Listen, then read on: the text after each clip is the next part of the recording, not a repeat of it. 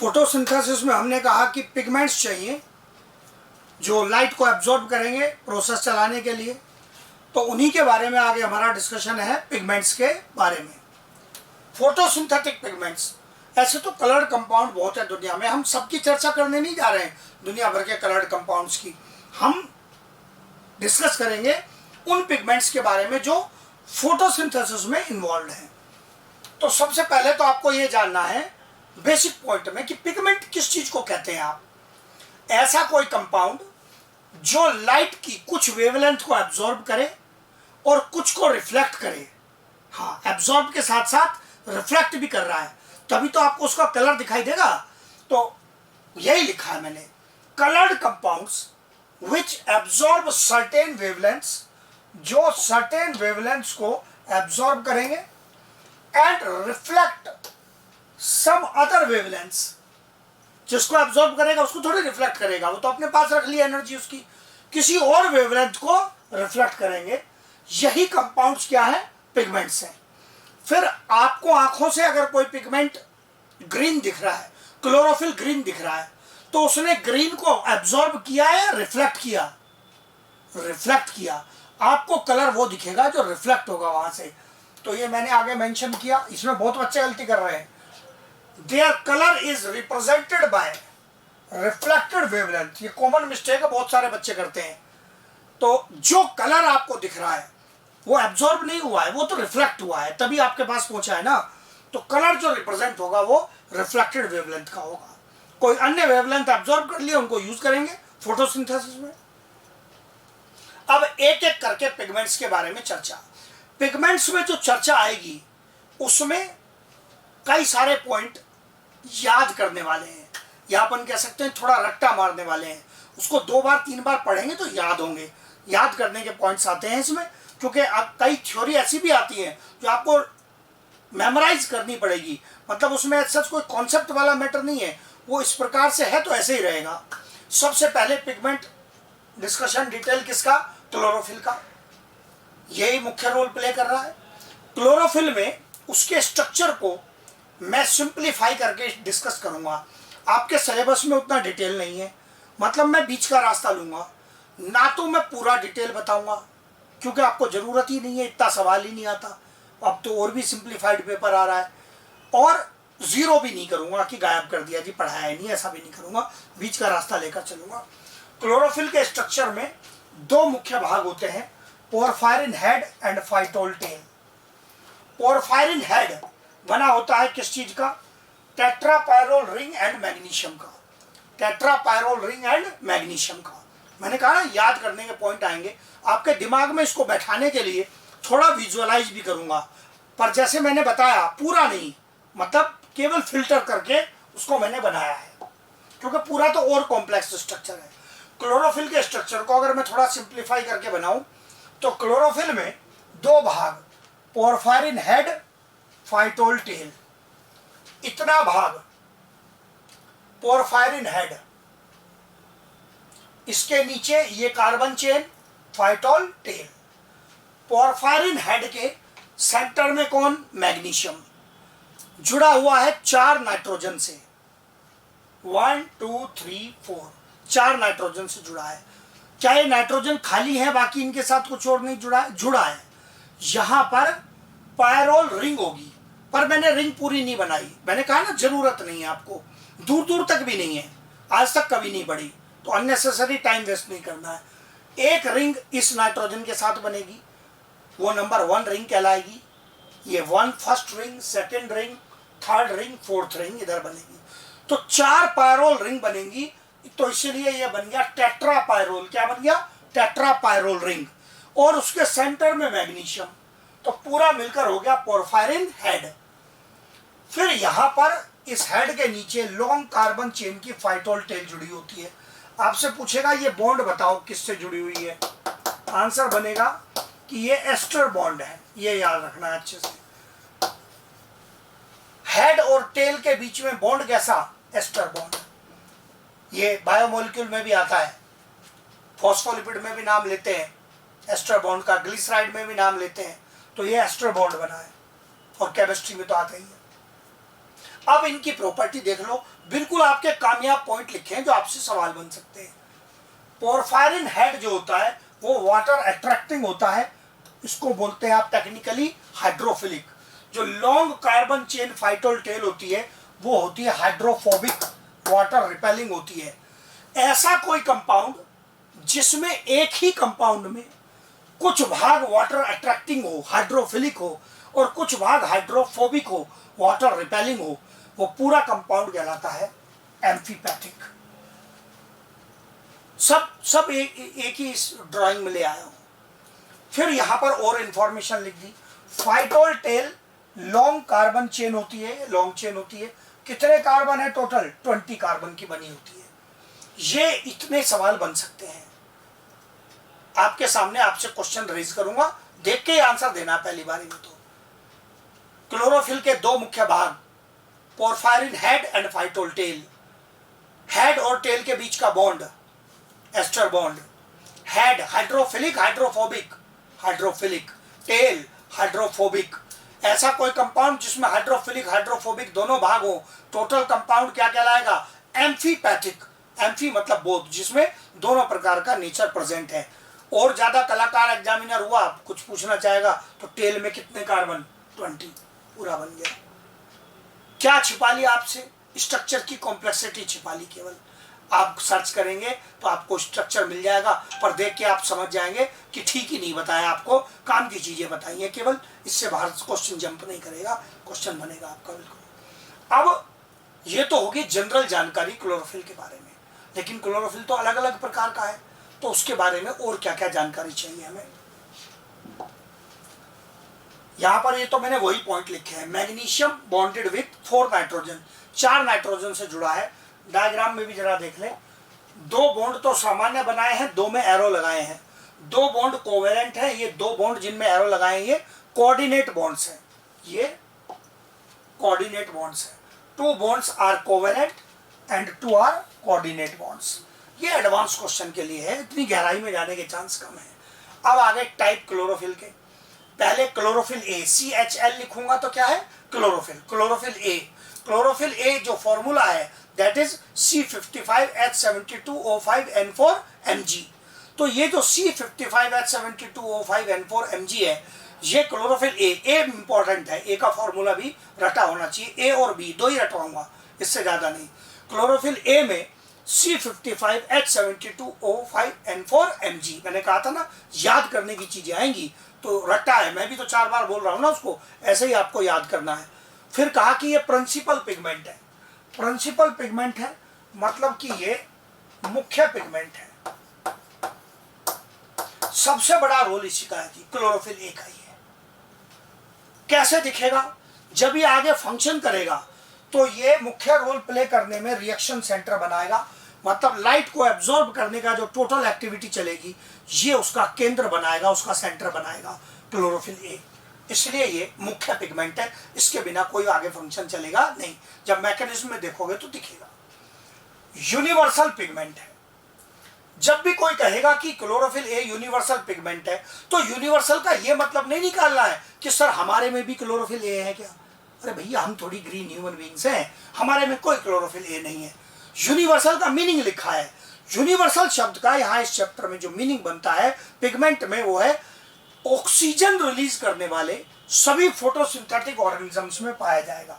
All O2 releasing photosynthetic organisms में present है। Present in all O2 releasing photosynthetic organisms, ये मतलब बनता है किसका? यूनिवर्सल का। फिर इसकी सेकंड पायरोल रिंग में, जो हमने पहले कहा, बार बार बोलता हूं मैं कि रिंग नहीं बनाई है मैंने, केवल याद करना है। सेकंड पायरोल रिंग में एक ग्रुप मिलेगा, मिथाइल ग्रुप। कौन सा ग्रुप? Methyl group. स्ट्रक्चर में नहीं दिखाया, यहीं से याद करना है। मिथाइल ग्रुप मिलेगा।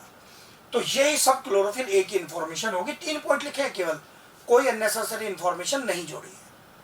Principal pigment, universal pigment, methyl group, that's it. चौथा भी है फॉर्मूला, तो 4 पॉइंट आ गए। अब ऐसे ही chlorophyll B, chlorophyll B C55H70O6N4Mg। तो इसमें आप नोटिस करेंगे 2 हाइड्रोजन कम हो गए, 1 ऑक्सीजन बढ़ गया। 2 हाइड्रोजन कम हो गए, 1 ऑक्सीजन बढ़ गया। ये एक एक्सेसरी पिगमेंट है, मतलब कि ये एक सहायक पिगमेंट है। किसकी सहायता करेगा? मुख्य पिगमेंट की सहायता करेगा। मुख्य पिगमेंट कौन था? क्लोरोफिल ए, उसी की सहायता करेगा ना। तो ये एक्सेसरी पिगमेंट हो गया। फिर क्लोरोफिल ए के साथ क्लोरोफिल बी एक्सेसरी पिगमेंट के रूप में कहां प्रेजेंट है? ग्रीन एल्गी में एंड एम्ब्रियोफाइट्स में। ये केवल लैंग्वेज बनाने के तरीके होते हैं। एम्ब्रियोफाइट आपके प्लांट किंगडम से लेकर आया हूं। एम्ब्रियोफाइट मतलब ब्रायोफाइट ऑनवर्ड्स, ब्रायो, टेरिडो, जिम्नो, एंजियो, इन सब में एम्ब्रियो बनता है, तो मिलाकर क्या बोल दिया? एम्ब्रियोफाइट। बायोलॉजिकल क्लासिफिकेशन में भी ये वर्ड यूज होता है एम्ब्रियोफाइट्स में। तो ये इन ग्रुप्स में ग्रीन एल्गी एंड एम्ब्रियोफाइट्स में प्रेजेंट है। इसकी सेकंड पायरोल रिंग में कौन सा ग्रुप है? एल्डिहाइडिक ग्रुप है। अब आप खुद ही समझ जाएंगे। क्लोरोफिल ए था C55H72O5N4Mg, उसमें H72 था या H70 है, तो CH3 की जगह CH रह गया, 2 हाइड्रोजन कम हो गए और 1 ऑक्सीजन बढ़ गया। यही अंतर है क्लोरोफिल ए और बी में, और कोई अंतर नहीं है। पर इतने से अंतर से ही क्लोरोफिल ए मेन पिगमेंट है, प्रिंसिपल पिगमेंट है, और इतने से अंतर से यही उसका सहायक पिगमेंट हो गया क्लोरोफिल बी। तो ये 2 मुख्य हो गए, क्लोरोफिल ए एंड बी। छोटी छोटी 2-2 लाइन की इंफॉर्मेशन और भी है किसके बारे में? क्लोरोफिल सी, डी एंड ई, इनके फॉर्मूले रखने की जरूरत नहीं है। क्लोरोफिल ई का फॉर्मूला तो केमिकली अननोन है, इसका भी मैंने नहीं लिखा है, जरूरत ही नहीं पड़ती है। मतलब कई बच्चे सवाल कर लेते हैं, सर इनका नहीं बताया फॉर्मूला। बेटा आप पेपर का पैटर्न देखोगे तो पेपर का पैटर्न आपसे कह रहा है कि अननेसेसरी चीज़ों में टाइम वेस्ट मत करो, काम की चीज़ों को ही बार बार अच्छे से याद करो, ताकि एग्जाम में क्वेश्चन गलत नहीं हो। मतलब एरर से बचना मेन टारगेट हो गया है। तो एरर से बचने के लिए हमारा जो टारगेट है उसको पहचानेंगे, जो जिस रास्ते चला रहे हैं उसको पहचानेंगे। एक्सेसरी पिगमेंट सब में आएगा, ए को छोड़कर लिखा हुआ accessory pigment, accessory pigment, accessory pigment, सभी सहायक पिगमेंट है ए को छोड़ के। फिर इसमें क्या नया पॉइंट आ गया? फाइटोल टेल एब्सेंट है क्लोरोफिल सी में। फिर क्लोरोफिल सी कहां प्रेजेंट है? ये इंपॉर्टेंट पॉइंट है। क्यों? सिलेबस में आ गया ना इनडायरेक्टली, प्लांट किंगडम के चैप्टर से ये प्रेजेंट है। ये आपका ब्राउन एल्गी में, बायोलॉजिकल क्लासिफिकेशन के पॉइंट डायटम्स में, डायनोफ्लैजिलेट्स में, तो इनमें प्रेजेंट है क्लोरोफिल सी एक सहायक पिगमेंट के रूप में। क्लोरोफिल डी कहाँ प्रेजेंट है? यही एक अकेला क्वेश्चन बनता है, रेड एल्गी में प्रेजेंट है। ई पर क्वेश्चन आने के चांस बहुत ही कम है। क्लोरोफिल ई कहाँ प्रेजेंट है? येलो एल्गी में, क्योंकि येलो एल्गी को एनसीईआरटी पढ़ाता ही नहीं है। मैंने उस येलो एल्गी का एक एग्जाम्पल भी लिखा है, वाउचेरिया। डब्ल्यू वाला वाउचेरिया नहीं है वो जूलॉजी वाला, वी वाला वाउचेरिया है येलो एल्गी का एग्जाम्पल। इसीलिए लिखा है क्योंकि आप इसका डिटेल पढ़ते भी नहीं है, तो एक नाम पता रहे थोड़ा सा, इसलिए लिखा है। तो अब आप देख लो दिमाग में, अभी के अभी रिवाइज कर दो। Chlorophyll A principal pigment, universal pigment in all auto releasing photosynthetic organisms, second pyrrole ring में methyl group. Chlorophyll B accessory pigment, second pyrrole ring में एल्डिहाइडिक ग्रुप। कहाँ प्रेजेंट है chlorophyll B? Green algae and embryophyte. Chlorophyll C phytol tail absent, brown algae, dinoflagellates, diatoms. Chlorophyll D red algae, chlorophyll E yellow algae. बन गए question, यही करना है, solve हो गए क्वेश्चन। याद करने से बनेगा बात को, जैसे मैंने रट्टा लगाया है, एकदम सॉलिड रट्टा लगाना है, मिस्टेक नहीं चाहिए। जो चीज याद करने की है याद भी करनी है, याद करनी पड़ेगी। मेडिसिन का फील्ड ऐसा है, डॉक्टर आप बनना चाहते हैं, फील्ड ऐसा है, तो इतनी सारी मेडिसिन भी तो डॉक्टर को याद रखनी पड़ती है ना। कितनी मेडिसिन याद रखता है? ऐसा थोड़ी है कि आप डॉक्टर के पास जाते हैं, उसके बाद डॉक्टर कहता है कल आना, मेडिसिन याद करके बताऊंगा। ऐसे थोड़ी करता है। पेशेंट को हुए लूज मोशन, डॉक्टर कह दे कल आना, तो याद रखना पड़ेगा। कल तक तो पेशेंट ही लूज हो जाएगा। तो इसका मतलब ये इंफॉर्मेशन याद करने की। फिर उसके बाद और ऐसी इंफॉर्मेशन आई, यहाँ थोड़ा सा कॉन्सेप्ट भी आएगा, पर ये एनसीईआरटी से थोड़ा आगे बढ़ के सवाल है क्लोरोफिल सिंथेसिस के, बट कॉन्सेप्चुअल पॉइंट है इसमें। क्लोरोफिल का सिंथेसिस कैसे होता है? क्लोरोफिल का सिंथेसिस करने के लिए कंपाउंड सक्सिनाइल कोएंजाइम ए, ये कंपाउंड रेस्पिरेटरी पाथवे से आता है और एक अमाइनो एसिड चाहिए होता है ग्लाइसिन। ये कंबाइन होकर कंपाउंड बनाते हैं प्रोटोक्लोरोफिल। प्रोटोक्लोरोफिल लिखे या प्रोटोक्लोरोफिलाइड, एक ही मतलब है, मतलब एक इंटरमीडिएट कंपाउंड बनेगा प्रोटोक्लोरोफिल। अब लाइट की प्रेजेंस में इसका रिडक्शन होगा, इसमें हाइड्रोजन जोड़ी जाएगी 2H, हाइड्रोजन जोड़ रहा है मतलब इसका क्या हो रहा है, रिडक्शन। क्या बनाने के लिए, क्लोरोफिल बनाने के लिए। ये सिंथेसिस हो गया क्लोरोफिल का। ये मेन पॉइंट है इसका।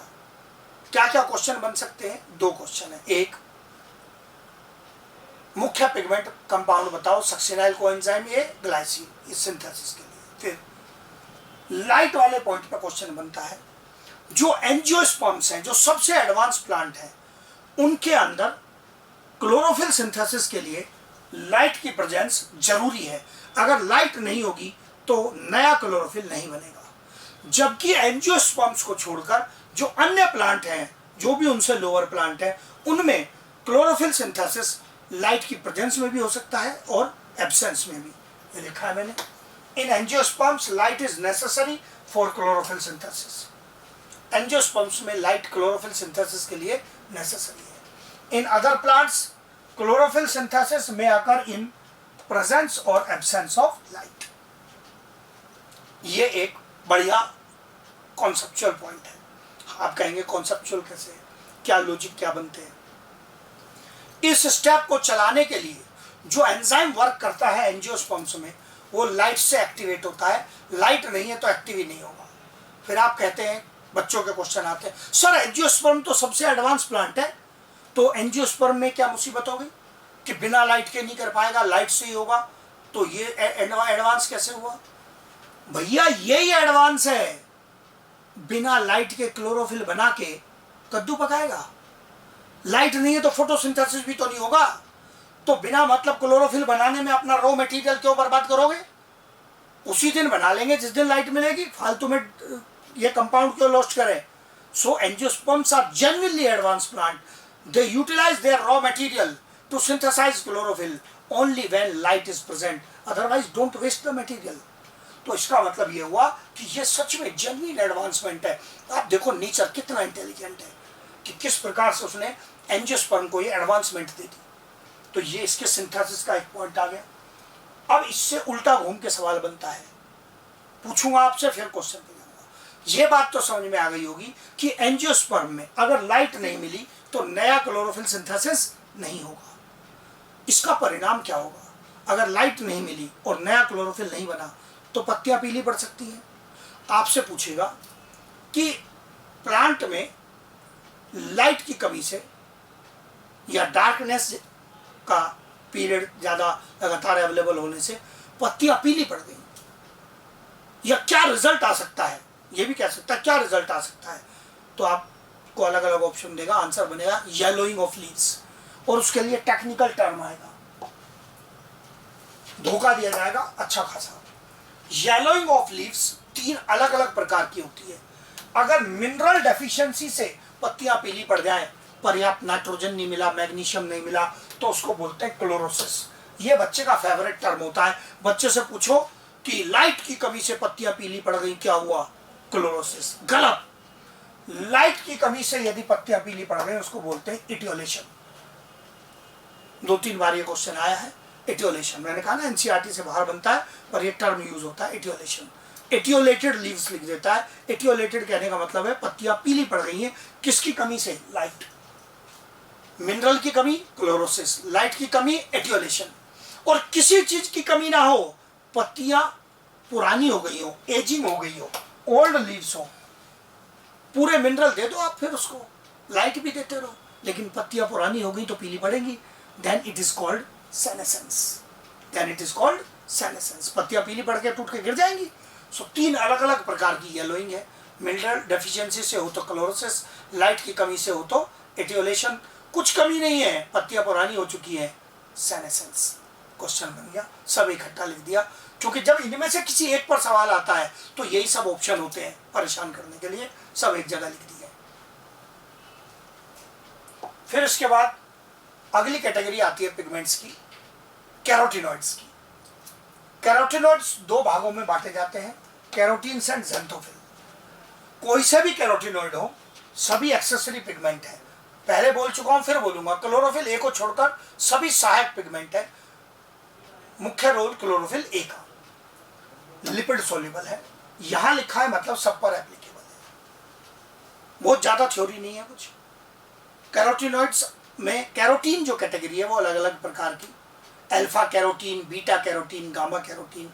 इनमें से आपने पढ़ा भी एक ही है और वही इंपॉर्टेंट है, बीटा कैरोटीन, इसी को पढ़ते हो। जो बीटा कैरोटीन है वही महत्वपूर्ण है। क्या महत्व है? यूनिवर्सल है, मतलब जहां जहां O2 रिलीज होगी वहां वहां क्लोरोफिल ए के साथ साथ और कौन होगा? बीटा कैरोटीन पक्का होगा, बीटा कैरोटीन पक्का होगा। तो इसका मतलब यूनिवर्सल पिगमेंट दो हो गए, chlorophyll A and beta carotene. और संभल के चलना है। प्रिंसिपल पिगमेंट अभी भी एक ही है, क्लोरोफिल ए। मैं इसको यूनिवर्सल बता रहा हूं, प्रिंसिपल नहीं बता रहा हूं। कई सारे बच्चे ये गलती करके लाते हैं, सर आपने कहा था। भाई मैंने नहीं कहा था, मैं इसको केवल यूनिवर्सल बोल रहा हूं। क्लोरोफिल ए के साथ साथ सब जगह प्रेजेंट है, पर मैं ये नहीं कह रहा हूं कि ये प्रिंसिपल रोल प्ले कर रहा है ये अभी भी एक्सेसरी, तो एक्सेसरी पिगमेंट ही रहेगा ये। ज़ैंथोफिल में कुछ एग्जांपल लिख दिए कि ज़ैंथोफिल्स जो हैं वो अलग अलग प्रकार के ज़ैंथोफिल्स हैं। जैसे एक ज़ैंथोफिल ल्यूटिन, फ्यूकोजेंथिन, ये कहाँ पढ़ते हो? ब्राउन एल्गी में। बाकी और सपोर्टिंग ज़ैंथोफिल्स हैं, जियाजेंथिन, वायोलाजेंथिन, ये सब ज़ैंथोफिल्स के नाम है। ल्यूटिन ही थोड़ा अलग है, बाकी इनके तो नाम में ही ज़ैंथिन आ रहा है, अपने आप ही पहचान जाओगे, कुछ भी करना नहीं है। So fucoxanthin, zeaxanthin, violaxanthin, they are the type of different xanthophylls. ये अलग अलग प्रकार के ज़ैंथोफिल्स हैं जो सब किसकी कैटेगरी में आते हैं? कैरोटीनॉइड्स की, एक्सेसरी पिगमेंट का रोल प्ले कर रहे हैं। अब इनमें कुछ क्वेश्चन चालाकी वाले बनेंगे। चालाकी वाले इन द सेंस, ये जो कैरोटीनॉइड्स हैं इसके बारे में आपने, जैसे बीटा कैरोटीन आप पढ़ते हो ना, गाजर में होता है बीटा कैरोटीन, तो आप मुझसे सवाल करोगे सर गाजर तो नीचे मिट्टी के अंदर है, तो वो कौन सा फोटोसिंथेसिस कर रही है? सही बात है, बिल्कुल। गाजर कोई फोटोसिंथेसिस अंदर नहीं कर रही है, उसकी तो पत्तियां बाहर कर रही है फोटोसिंथेसिस। सर तो गाजर में जो रेड कलर आ रहा है वो तो भी हम कहते हैं बीटा कैरोटीन के कारण आ रहा है। Beta carotene is rich, carrot is rich in beta carotene. तो इसका मतलब ये, इसका मतलब कुछ और भी रोल है। यस, प्लांट के ऐसे कोई भाग जहां पर ये कैरोटीनॉइड्स बिना क्लोरोफिल ए के प्रेजेंट हो, वहां ये केवल कलर प्रोवाइड करेंगे, फोटोसिंथेसिस नहीं करेंगे, उसमें सपोर्ट नहीं करेंगे। ये लिखा मैंने point. Carotenoids when present with chlorophyll A then help in photosynthesis. अगर क्लोरोफिल ए के साथ है तब वो फोटोसिंथेसिस में हेल्प करेंगे। But when present without chlorophyll A, अगर बिना क्लोरोफिल ए के है, जैसे मैंने कहा कैरेट में विदाउट क्लोरोफिल ए, जैसे एग्जांपल और लिख दिया कैरेट में ओनली प्रोवाइड कलर। एक तो उधर लिखा मैंने एग्जांपल, राइपेंड फ्रूट्स, पके हुए फल। टमाटर पहले ग्रीन था, क्लोरोफिल थी, पक के लाल हो गया। मिर्ची पहले ग्रीन थी, पक के वो भी रेड हो गई। तो ये जो टमाटर का, मिर्ची का रेड कलर है, ये किसके कारण है? लाइकोपीन पिगमेंट के कारण है। ये एक प्रकार के लाइकोपीन पिगमेंट के कारण है। ये अ टाइप ऑफ कैरोटीन है। अल्फा बीटा गामा के अतिरिक्त ये भी एक प्रकार का कैरोटीन का टाइप है। वहां क्यों नहीं लिखा था? क्योंकि ये फोटोसिंथेसिस नहीं करा रहा है, केवल कलर दे रहा है। कैरेट में बीटा कैरोटीन प्रेजेंट है, क्लोरोफिल ए के साथ लीफ में होता तो फोटोसिंथेसिस कराता। गाजर को कलर दे रहा है नीचे मिट्टी में, तो केवल कलर प्रोवाइड करने का काम कर रहा है, फोटोसिंथेसिस में रोल नहीं है। ये अगेन फिर आपकी सेल बायोलॉजी से कनेक्ट होगा। वहां पढ़ते हो ना chromoplast,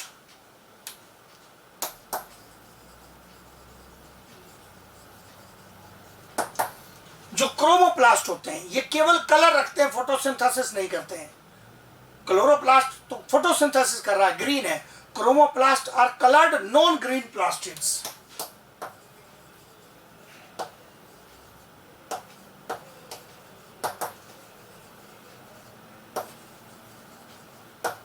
coloured non green plastids, ऐसे प्लास्टिड है जो कि कलर्ड है, नॉन ग्रीन है, तो इनको कलर कौन दे रहा है, ये कलर कौन दे रहा है, यही तो समझा रहा हूं तब से। यही कैरोटीनॉइड्स इनको कलर देने का काम कर रहे हैं, जो अलग अलग मैंने एग्जांपल ले लिए। ये रोल हो गया। इसका मतलब आप कहेंगे कि अच्छा कैरोटीनॉइड के दो रोल हो गए अलग अलग। अगर क्लोरोफिल ए के साथ है तो एक्सेसरी पिगमेंट ऑफ फोटोसिंथेसिस, बिना उसके है तो दे जस्ट प्रोवाइड कलर, ये रोल हो गया। फिर तीसरी कैटेगरी आ गई, आखिरी कैटेगरी पिगमेंट्स की, फाइकोबिलिन्स या फाइकोबिलोप्रोटीन्स। फाइकोबिलिन्स या फाइकोबिलोप्रोटीन्स वाटर सोल्यूबल पिगमेंट होते हैं। इसमें दो प्रकार के पिगमेंट हैं, phycoerythrin, phycocyanin. Again plant kingdom के पॉइंट। Phycoerythrin, phycocyanin. फाइकोएरेथ्रिन छोटा छोटा बच्चा पहचानता है। फाइकोएरेथ्रिन का कलर कैसा, रेड। फाइकोसाइनिन का कलर कैसा, ब्लू। एकदम आसान। कहां थोड़ा संभल के चलना है। Phycoerythrin is mainly present in red algae, इसको कोई गलत नहीं करेगा, सब ठीक करेंगे। लेकिन क्या फाइकोएरेथ्रिन कहीं और भी है? Yes, small amount in blue green algae. इसकी उल्टी स्टोरी इधर है। फाइकोसाइनिन जो ब्लू था mainly in blue green algae, लेकिन small amount in red algae. So erythrin का ज्यादा amount red algae, accessory pigment का रोल प्ले कर रहा है। Small amount blue green algae. Cyanin का main amount blue green algae, small amount red algae. ये phycobilins या फाइकोबिलो प्रोटीन्स एक्सेसरी पिगमेंट का ही रोल प्ले करेंगे। दे आर ऑल्सो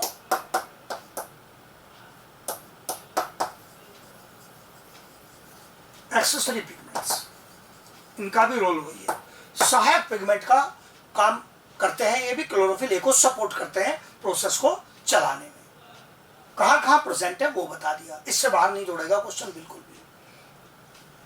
हाँ, एनसीईआरटी से थोड़ी एक्स्ट्रा ली है, कैरोटीनॉइड तक बात करता है एनसीईआरटी ने, फाइकोबिलिन्स की बात नहीं की है, पर बेसिक इंफॉर्मेशन चाहिए। क्यों चाहिए? क्योंकि एनसीईआरटी तो एक जगह लिख देता है, ये कनेक्ट हो रहा है कहां जाकर, प्लांट किंगडम पर, इसलिए लिया है यहां पर। फिर इसके बाद यहां ये एक नोट आ गया, इंपॉर्टेंट नोट। ये नोट क्या कहता है? यह धोखा देने वाले सवाल का पॉइंट। एंथोसाइनिन एंड एंथोक्लोर दो पिगमेंट हैं, इनका फोटोसिंथेसिस से कोई लेना देना नहीं है। They are water soluble pigments in vacuole. अब आप बताओ, सेल में जो वैक्यूल है वो थोड़ी फोटोसिंथेसिस करा रहा है? फोटोसिंथेसिस नहीं करा रहे, बिल्कुल किसी भी हालत में नहीं कराते हैं पिगमेंट, तो फिर क्या करते हैं? They just provide colour, not related to photosynthesis, provide colour to some plant parts like flower petals. ये कलर प्रोवाइड करने का काम करते हैं कुछ हिस्सों को, जैसे कि फ्लावर की पेटल्स को। ये पूरी की पूरी स्टोरी पिगमेंट्स के बारे में, हमारी सारी पिगमेंट्स की स्टोरी है, कवर कर दी है। बहुत सिंप्लीफाइड वे में रखा है पिगमेंट्स की स्टोरी को। तीन कैटेगरी में मेनली बांटा हमने पिगमेंट्स को। सॉल्युबिलिटी में आप क्वेश्चन पूछ सकते हैं, क्लोरोफिल पर जा सकते हैं आप सॉल्युबिलिटी का क्वेश्चन लेकर कि सर क्लोरोफिल की सॉल्युबिलिटी दो में तो आपने बताई, क्लोरोफिल में भी मेंशन करो। जो क्लोरोफिल है वो भी लिपिड सॉल्युबल है, जो क्लोरोफिल है वो भी लिपिड सॉल्युबल है, यहां पर मेंशन कर दिया।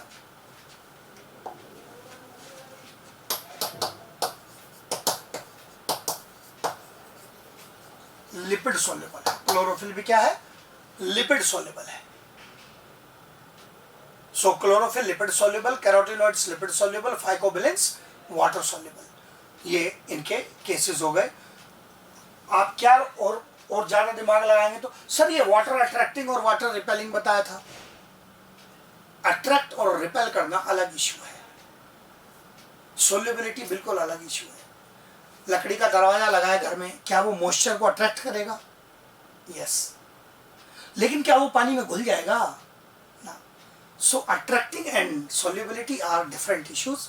वो मैंने बिल्कुल करेक्टली मेंशन किया है। उसको अच्छे से ऐसे ही 2 बार 3 बार दिमाग में रिवाइज करेंगे तो पूरी इंफॉर्मेशन ये आपकी कवर हो जाएगी। ध्यान से दिमाग में बंद करके लेक्चर को रिवाइज करना है, दिमाग में अपने आप चलाना है दिमाग में कि क्या क्या मेन इंफॉर्मेशन बताई थी। और यस ऑब्वियसली उसके साथ एनसीईआरटी तो पढ़नी है। पिगमेंट्स के बारे में और थोड़ा डिस्कशन। एनसीईआरटी एक टर्म देता है पिगमेंट्स पढ़ाते हुए, क्रोमेटोग्राम। क्रोमेटोग्राम शब्द का जो अर्थ है वो और कुछ नहीं है, पिगमेंट्स के कलर का एक्सप्लेनेशन ही उनका क्रोमेटोग्राम है। Chrome word is related to colour, तो उनके कलर्स याद करने हैं हमें। क्लोरोफिल ए का जो कलर है दैट इज ब्राइट ग्रीन और ब्लू ग्रीन।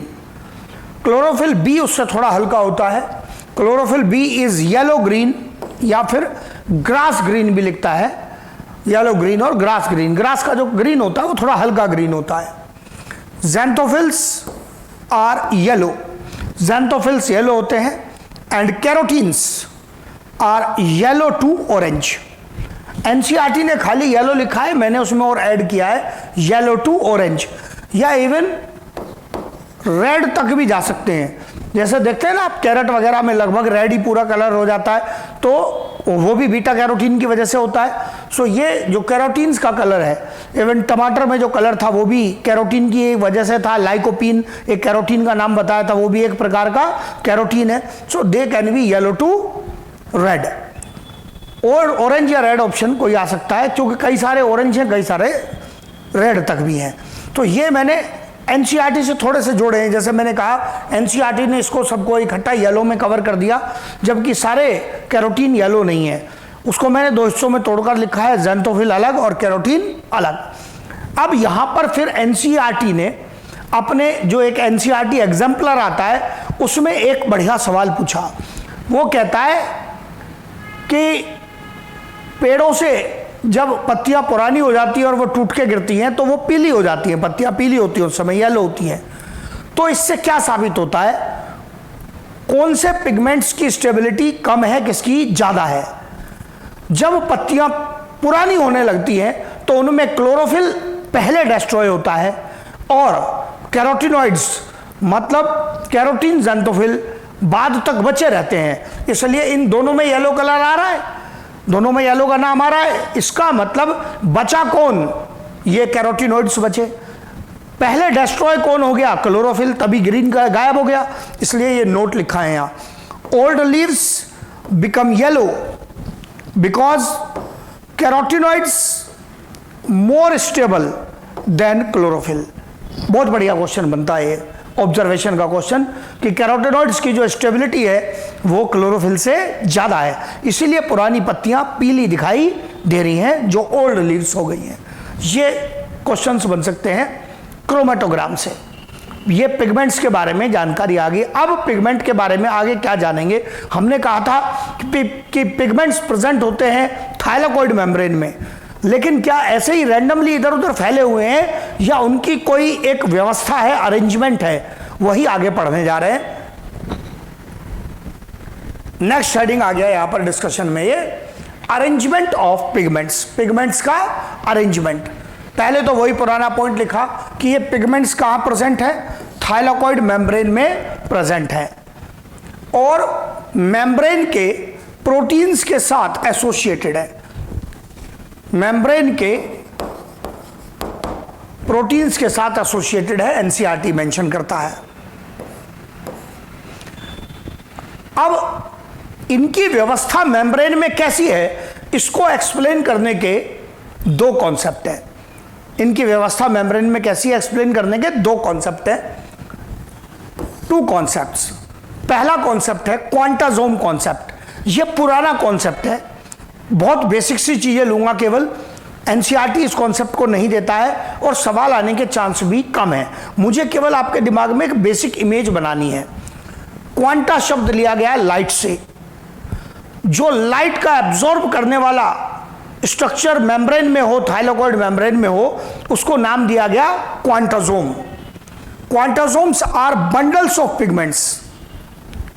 हर एक क्वांटाजोम पिगमेंट्स का बंडल होता है। कहां प्रेजेंट है, थाइलाकोइड मेम्ब्रेन में प्रेजेंट है। क्या कंपोजिशन है क्वांटाजोम की, यह बताता हूं। एक क्वांटाजोम में लगभग, ये कोई एक्यूरेट वैल्यू नहीं है, लगभग 250 से 450 की रेंज में पिगमेंट मॉलिक्यूल्स होते हैं, जिनमें से लगभग 230 मॉलिक्यूल्स क्लोरोफिल के, 230 मॉलिक्यूल्स क्लोरोफिल के। बाकी अदर पिगमेंट्स मतलब कैरोटिनॉइड्स, कैरोटीन, ज़ैंथोफिल। इस 230 में से ज्यादा कौन? Chlorophyll A, more amount chlorophyll A. आपसे एग्जैक्ट संख्या पूछे जाने के चांस बहुत ही कम है। आपसे पूछेगा कि क्वांटासोम की कंपोजिशन में सबसे ज्यादा अमाउंट किसका है? क्लोरोफिल ए का ही है। सबसे ज्यादा जो अमाउंट है वो क्लोरोफिल ए का है। तो ये एक काम का पॉइंट बन सकता है। एग्जैक्ट संख्या पूछने के चांस लगभग नील है, क्योंकि एनसीईआरटी मेंशन भी नहीं करता, पर हमें अपने दिमाग में एक पॉइंट बनाकर चलना है कि क्लोरोफिल ए का अमाउंट ज्यादा है। क्वांटासोम क्या कर रहे हैं? इनकी जिम्मेदारी क्या है? They absorb. वन क्वांटासोम के बारे में लिखा है इसलिए एब्जॉर्ब्स लिख दिया मैंने। Quantasome absorbs light. क्वांटासोम क्या करता है? क्वांटासोम लाइट को एब्जॉर्ब करने का काम करता है, यही फंक्शन है। तो क्वांटासोम के बारे में ये जानकारी हमारे पास यहां पर आ गई कि ये रोल है इसका। इससे ज्यादा और इंफॉर्मेशन की हमें क्वांटासोम में रिक्वायरमेंट नहीं है। फिर इसके बाद नया कॉन्सेप्ट आ गया, photo system concept. Photo system concept क्या एक्सप्लेन करता है? ये भी उन बंडल्स को ही एक्सप्लेन करता है। ये फोटो सिस्टम भी कहां है? थाइलाकॉइड मेम्ब्रेन में ही है। ये भी थाइलाकॉइड मेम्ब्रेन में ही प्रेजेंट है, मतलब और कुछ नहीं है। क्वांटासोम का नाम बदलकर फोटो सिस्टम कर दिया। क्यों? क्योंकि एक्सप्लेनेशन का लेवल बढ़ गया, उससे बेहतर एक्सप्लेनेशन दिया और साथ में नाम भी बदल गया। मतलब बंडल तो वही है, पर अब बंडल का नाम चेंज कर दिया। पहले नाम था क्वांटासोम और अब नाम कर दिया फोटो सिस्टम। फोटो सिस्टम कैसे बना हुआ है? डायग्राम जरा देखेंगे। फोटो सिस्टम में एक रिएक्शन सेंटर है, यहां शॉर्ट में लिखा है आरसी, मतलब रिएक्शन सेंटर है, और आसपास बहुत सारे पिगमेंट्स फैले हुए हैं। ये पिगमेंट्स कहलाते हैं एंटीना मॉलिक्यूल्स। क्या कहलाते हैं? एंटीना मॉलिक्यूल्स कहलाते हैं। लाइट जब पड़ती है इस फोटो सिस्टम पर तो बहुत कम लाइट रिएक्शन सेंटर तक सीधे जाती है, ज्यादातर लाइट एंटीना मॉलिक्यूल्स पर पड़ती है और ये इस लाइट को एब्जॉर्ब करके, आप देखेंगे एरोज पे ध्यान देंगे, एंटीना मॉलिक्यूल ने जो लाइट एब्जॉर्ब करी उसकी भी एनर्जी अल्टीमेटली ये मल्टीपल एरो लगा रखे हैं, किसके पास ट्रांसफर हो रही है? Reaction centre.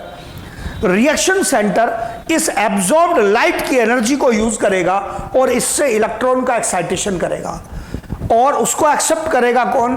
Primary electron acceptor. ये भी एक मॉलिक्यूल होगा जो आपको आगे फंक्शन में दिखाई देगा।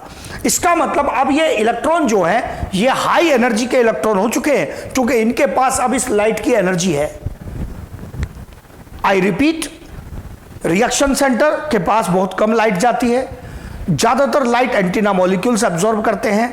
रिएक्शन सेंटर एंटीना मॉलिक्यूल सभी पिगमेंट्स का बंडल है, सब पिगमेंट्स है। कौन कौन से हैं वो भी दिखाऊंगा। सब पिगमेंट्स हैं। लाइट की एनर्जी एब्जॉर्ब करके एक्साइटेशन किसी से भी हो जाएगा या केवल रिएक्शन सेंटर से? केवल रिएक्शन सेंटर से एक्साइटेशन होगा। कौन एक्सेप्ट करेगा इस एक्साइटेड इलेक्ट्रॉन को? प्राइमरी इलेक्ट्रॉन एक्सेप्टर नाम का एक मॉलिक्यूल एक्सेप्ट करेगा। यही पूरी कंपोजिशन क्या कहलाती है? यही पूरी कंपोजिशन फोटो सिस्टम कहलाती है। अब देखो इसके बारे में यही थ्योरेटिकल पॉइंट लिखे हैं मैंने। एक फोटो सिस्टम को बनाने के लिए रिएक्शन सेंटर चाहिए, और आपके सामने डायग्राम में। फिर तुरंत ये बढ़िया क्वेश्चन, रिएक्शन सेंटर क्या है? मैंने कहा था ना पिगमेंट ही है सब। Reaction centre is formed of one molecule of chlorophyll A. ये काफी इंपॉर्टेंट क्वेश्चन है कि रिएक्शन सेंटर को कौन बनाता है? रिएक्शन सेंटर को बनाता है क्लोरोफिल ए का एक मॉलिक्यूल। रिएक्शन सेंटर को बनाता है क्लोरोफिल ए का एक मॉलिक्यूल। बहुत दबाव दे रहा हूं इस बात पर कि एक मॉलिक्यूल, केवल एक मॉलिक्यूल है, one molecule of chlorophyll A. Antenna molecule को कौन बनाते हैं? इधर भी क्लोरोफिल ए है, क्लोरोफिल बी है और कैरोटिनॉइड्स है। तो यहां बहुत संभल के चलना है। क्या एंटीना मॉलिक्यूल में भी क्लोरोफिल ए है? यस। हमने तो कहा था ना बंडल में काफी सारा क्लोरोफिल ए होता है। अब उसमें से केवल एक मॉलिक्यूल नहीं तो रिएक्शन सेंटर बनाया, तो बाकी क्लोरोफिल ए मॉलिक्यूल कहां है? एंटीना में है। ये एंटीना मॉलिक्यूल में। प्लस क्या चाहिए, एक्साइटेड इलेक्ट्रॉन को एक्सेप्ट करने वाला प्राइमरी एक्सेप्टर ऑफ इलेक्ट्रॉन्स। ये पूरी कंपोजिशन आ गई फोटो सिस्टम की। ये जनरल एक्सप्लेनेशन है इस कंपोजिशन का। इनमें से जो पॉइंट मैंने बोले हैं उनकी जरा थ्योरी भी कुछ और आगे दिखाता हूं। इस स्लाइड को जरा ध्यान से देख लेंगे, काफी इंपॉर्टेंट इंफॉर्मेशन इस पर है। फिर यहां पर ये उस डायग्राम के थ्योरेटिकल पॉइंट और दिए और एनसीईआरटी की लैंग्वेज यूज करूंगा जरा। Reaction centre is represented by one molecule of chlorophyll A. अब उस बंडल में आप अगर साइंस लगाएंगे तो आप मुझसे पूछेंगे सर बंडल में कई सारे क्लोरोफिल ए हैं, उनमें से रैंडमली कोई भी क्लोरोफिल ए रिएक्शन सेंटर की तरह काम करने लगता है या कोई खास क्लोरोफिल ए है? खास क्लोरोफिल ए है, वो कौन सा है? With which primary electron acceptor is associated, जिसके साथ प्राइमरी इलेक्ट्रॉन एक्सेप्टर एसोसिएटेड है, केवल वही रिएक्शन सेंटर की तरह काम करेगा और कोई दूसरा मॉलिक्यूल रिएक्शन सेंटर की तरह काम नहीं कर पाएगा, चाहे वो क्लोरोफिल ए ही क्यों ना हो। इसका कहने का मतलब पहचानना, अगर सपोज मैं वो क्लोरोफिल ए मॉलिक्यूल हूं जिससे इलेक्ट्रॉन का एक्साइटेशन हुआ, मैं रिएक्शन सेंटर हूं, तो ये इलेक्ट्रॉन है। अगर यहां से एनर्जी से इलेक्ट्रॉन का एक्साइटेशन हुआ तो इसको किसने एक्सेप्ट किया? ऊपर इसको एक्सेप्ट किया प्राइमरी एक्सेप्टर ने, ये वापस नहीं आएगा नीचे। रिएक्शन सेंटर के अतिरिक्त यदि कोई अन्य क्लोरोफिल ए इसको एक्साइटेशन करना भी चाहे तो कोई फायदा नहीं है, क्योंकि एक्सेप्ट करने वाला कोई है ही नहीं, ये वापस नीचे आ जाएगा इलेक्ट्रॉन लो एनर्जी लेवल पे एनर्जी लूज करके।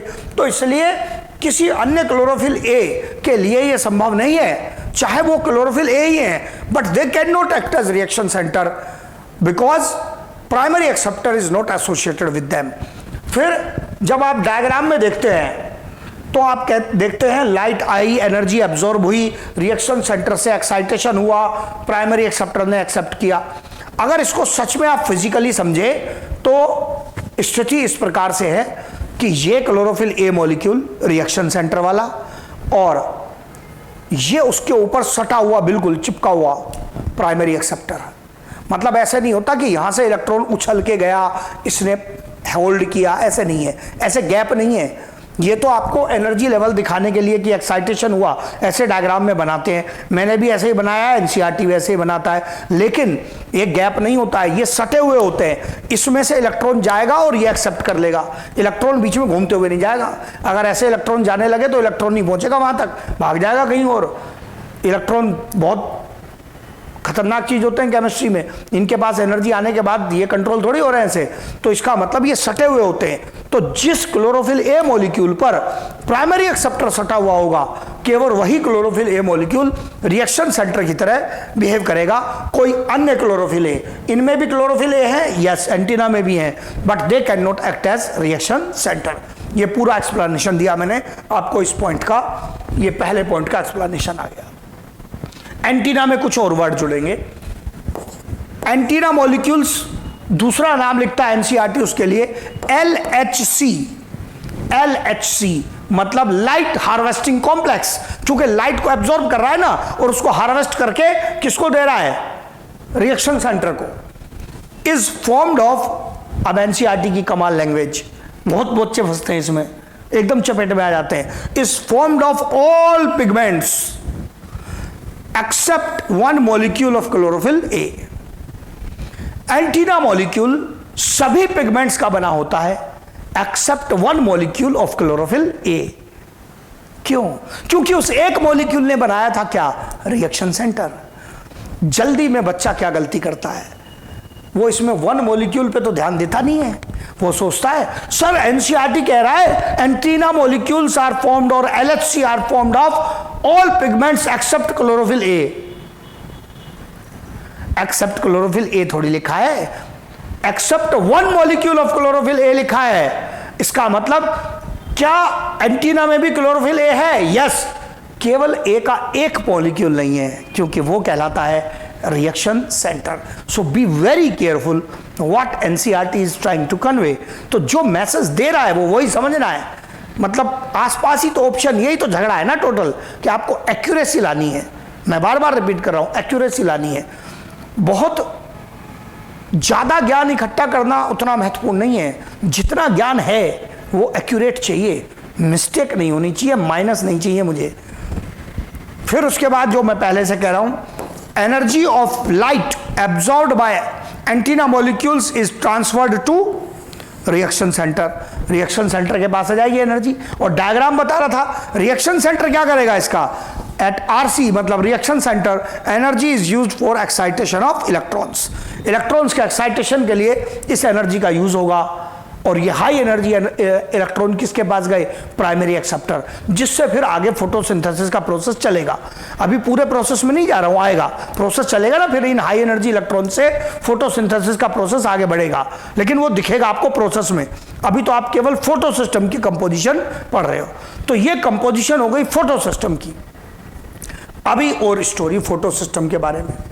फोटो सिस्टम्स दो प्रकार के होते हैं, photo system first and second.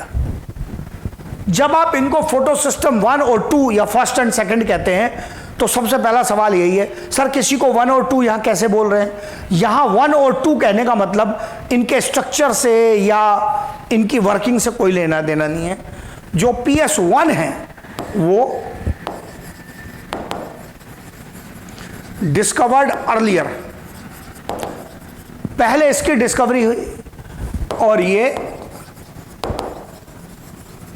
Discovered letter, बाद में डिस्कवर हुआ।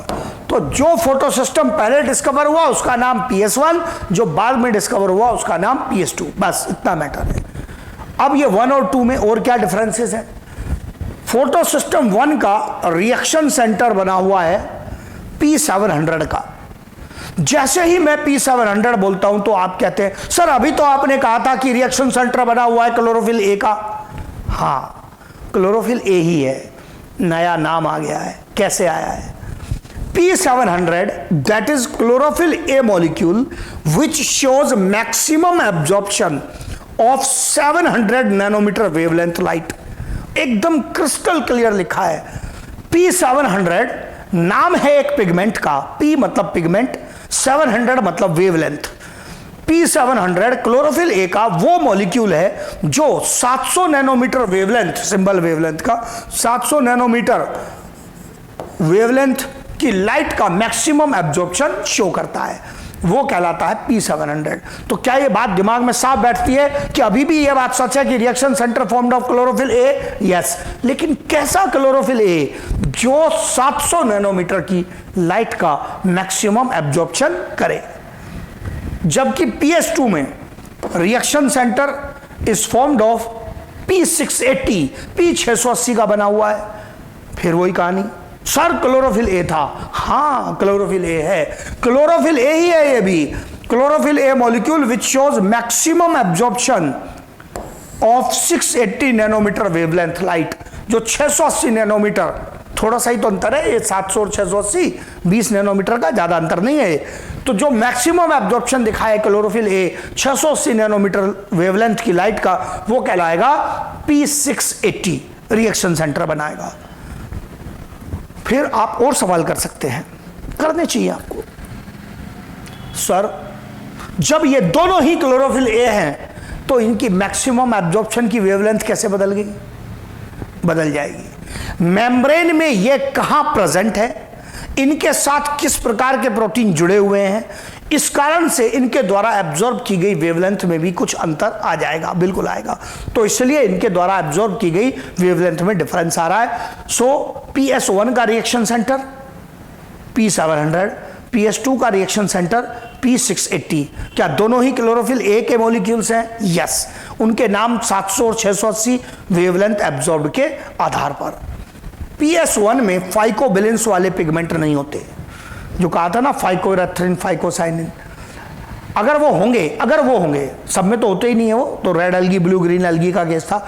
अगर वो होंगे भी तो PS2 में होंगे, इसमें नहीं होंगे, PS1 में नहीं होते हैं। केवल फैक्चुअल जानकारी है, कोई बड़ा सवाल नहीं है। अब ये जो मैंने थ्योरी लिखी, इसकी जरा शक्ल दिखा दूं आपको कि ये कैसे दिखेंगी। ये PS1 ऐसा दिखेगा, जिसको आप पहले रिएक्शन सेंटर कह रहे थे। अगर सेंटर में लिखा हुआ P700 तो इसका मतलब ये फोटो सिस्टम 1 है, बाकी एंटीना मॉलिक्यूल तो रहेंगे, एक्सेप्टर और ये सब वैसे ही रहेंगे। सेंटर में यहाँ लिखा हुआ है P680, ये दिखते ही आपको पता चलना चाहिए कि ये PS2 की बात हो रही है, फोटो सिस्टम सेकंड के बारे में चर्चा हो रही है, बाकी तो सेम ही रहेगा, उसमें और कुछ नहीं बदला। मतलब मैं आपके दिमाग में एक सही तस्वीर बैठाना चाह रहा हूं कि ऐसा लिखा हो तो ये PS1 है और सेंटर में P680 लिखा हो तो PS2 है, बाकी तो वही एक्टिविटी है जो अभी आपको समझाई है। फिर एनसीईआरटी का और पॉइंट आता है, अपनी महान अंग्रेजी का उपयोग करते हुए एनसीईआरटी कहता है ये जो PS1 है, present in non appressed regions of thylakoids. PS1 thylakoids के नॉन एप्रेस्ड रीजन्स में प्रेजेंट है, जबकि PS2 present in appressed regions of thylakoids. ये अंग्रेजी का इस्तेमाल किया, डायग्राम से समझ में आएगा, ऐसे डायरेक्ट नहीं आएगा। पहले याद कर लो जरा, PS1 non appressed, PS2 appressed. इसको समझाने के लिए फिर मैंने डायग्राम और बनाया, ये अतिरिक्त डायग्राम, एनसीईआरटी से भी अतिरिक्त डायग्राम लिया। ये मैंने कुछ थाइलाकॉइड ली है ऊपर नीचे रखी हुई, ये एक थाइलाकॉइड है।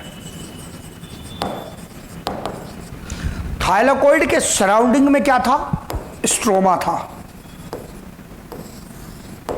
थाइलाकॉइड के सराउंडिंग में स्ट्रोमा था। ये अंदर का जो चैम्बर था ये क्या था? ल्यूमेन था। अब आप जरा देखना, मैंने ये अलग अलग कलर यूज किए हैं, ये तो केवल आपको समझाने के लिए है। ऐसा नहीं है कि PS1 ग्रीन होता है, PS2 येलो होता है, नहीं, सब क्लोरोफिल का कंटेंट है, सब ग्रीन है। ये तो केवल समझाने के लिए अलग अलग कलर लिए हैं। ये मल्टीपल थाइलाकॉइड्स ऊपर रखे हैं। अब वैसे तो ज्यादा थाइलाकॉइड होंगे, पर मैंने अपने डायग्राम में बोर्ड पे इतने ही आएंगे ना, तो 3 थाइलाकॉइड ले लिया आपको समझाने के लिए कि ये थाइलाकॉइड ऊपर नीचे रखे हुए हैं। थाइलाकॉइड्स का वो भाग जो चारों तरफ कहीं ना कहीं स्ट्रोमा के संपर्क में है, अंदर दबा हुआ नहीं है, वो नॉन एप्रेस्ड है। उसमें कौन प्रेजेंट है? PS1।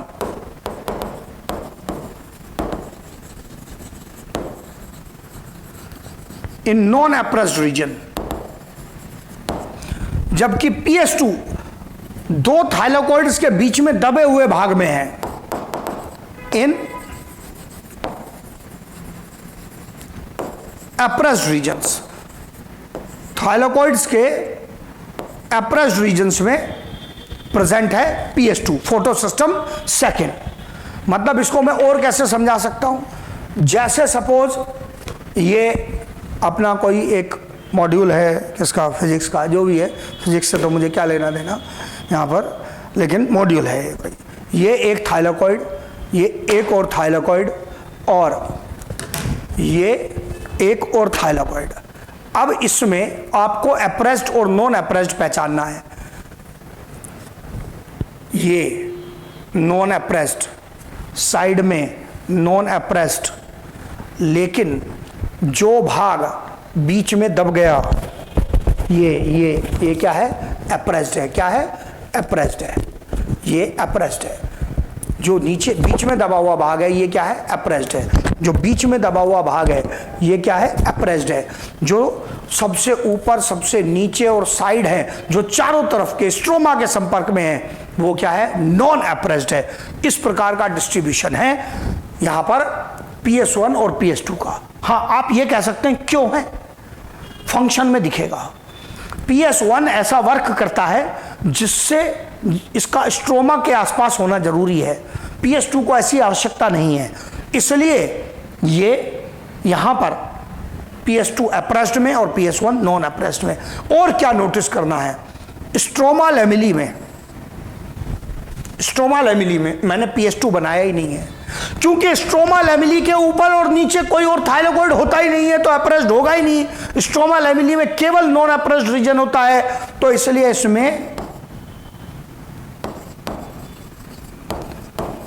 केवल PS1 होता है, PS2 होता ही नहीं है। तो ये इनका पूरा का पूरा अरेंजमेंट आ गया फोटो सिस्टम्स की पूरी जानकारी, ये सारी की सारी जानकारी एनसीईआरटी के ही ज़्यादातर पॉइंट हैं। ये डायग्राम एक्स्ट्रा लिया है पर एनसीईआरटी के ही पॉइंट को समझाने के लिए लिया है।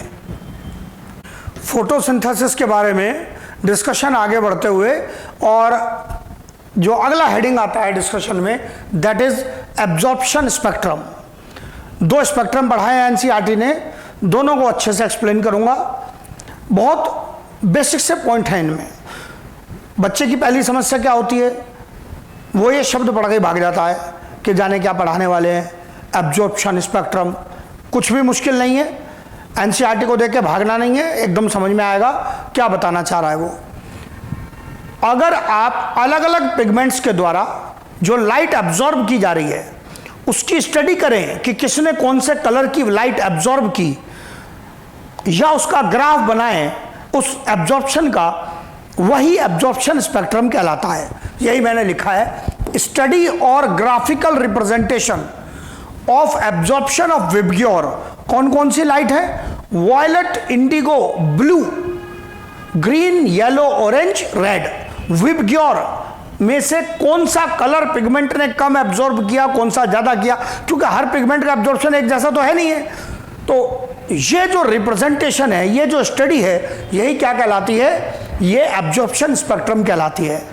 फोटोसिंथेटिक जो पिगमेंट्स हैं वो किस रेंज के अंदर एब्जॉर्ब करेंगे, photosynthetic pigments absorb with in a range, एक पर्टिकुलर रेंज है, विबग्योर की रेंज है, और वो रेंज है 400 नैनोमीटर से 700 नैनोमीटर की रेंज। इसके नीचे तो अल्ट्रावायलेट लाइट आ जाएगी 400 से नीचे, और 700 के ऊपर इंफ्रारेड आ जाएगी। तो ये इसी रेंज के अंदर पिगमेंट्स एब्जॉर्ब करते हैं फोटोसिंथेसिस के पर्पज के लिए। फोटोसिंथेसिस में जो लाइट एब्जॉर्ब होकर यूज हो वही रेंज कहलाती है, एंड इट इज कॉल्ड पार। इसको बोलते हैं पार, फोटोसिंथेटिकली एक्टिव रेडिएशन। तो ये इतना सिंपल क्वेश्चन भी, ये भी नीट में आया हुआ क्वेश्चन है जो पूछा है कि पार क्या होता है। Simple, photosynthetically active radiation. क्यों कह रहे हैं, क्योंकि इसी का प्लांट एब्जॉर्प्शन करते हैं फोटोसिंथेसिस के लिए। और क्या पूछ सकता है, इसकी रेंज बताओ। 400 टू 700 नैनोमीटर वेवलेंथ की जो लाइट रेडिएशंस होते हैं वो इस रेंज के अंदर आते हैं। कौन किसको एब्जॉर्ब कर रहा है ये आपको आगे ग्राफ में दिखाई देगा। ये आ गया, एनसीईआरटी का ही डायग्राम लिया है, हाँ थोड़ा अच्छे से उसको एक्सप्लेन किया है। ऐसे एब्जॉर्प्शन दिखाया एनसीईआरटी ने, और यहां वेवलेंथ लिख दी खाली, कलर नहीं लिखे। तो बच्चे का पहला प्रॉब्लम यही आता है कि वो वेवलेंथ लिखता है, कलर लिखता नहीं, और थ्योरी में लिखता है इसने ब्लू एब्जॉर्ब कर लिया, उसने ग्रीन रिफ्लेक्ट कर दिया, रेड एब्जॉर्ब कर लिया। बच्चा देखता है कहीं ब्लू और ग्रीन दिख ही नहीं रहा है, तो वो समझ नहीं पाता है। तो पहला काम मैंने किया है, नीचे वेवलेंथ पर खाली वेवलेंथ नहीं लिखी है, कलर लिखे हैं, ये विबग्योर लिख दिया। अब साइंटिफिक स्टडीज ने क्या बताया कि कौन सा पिगमेंट किस लाइट को एब्जॉर्ब कर रहा है, तो ये ग्राफ है आपके सामने। जो क्लोरोफिल ए है उसका आप अगर मुख्य रूप से एब्जॉर्प्शन देखेंगे तो ये इंडिगो और ब्लू के बीच में लगभग कहीं आ रहा है। क्लोरोफिल बी ब्लू लाइट पर, कैरोटिनॉइड्स, ये कैरोटिनॉइड्स का एब्जॉर्प्शन है, blue and green. Red reason में किसने एब्जॉर्ब किया, क्लोरोफिल ए ने। हाँ जी, फिर समझाऊंगा। इसमें से जो ग्रीन वाला ग्राफ जा रहा है, ये जो कर्व जा रहा है, ये किसका है कर्व, क्लोरोफिल ए का। तो क्लोरोफिल ए 2 जगह पर एब्जॉर्ब कर रही है। क्लोरोफिल ए एक जगह तो इंडिगो ब्लू के रीजन में, पर आपको ना किसी क्वेश्चन में इंडिगो लिखा मिलेगा ना एनसीईआरटी में मिलेगा। वो इस पूरे क्षेत्र को बोलते हैं ब्लू रीजन।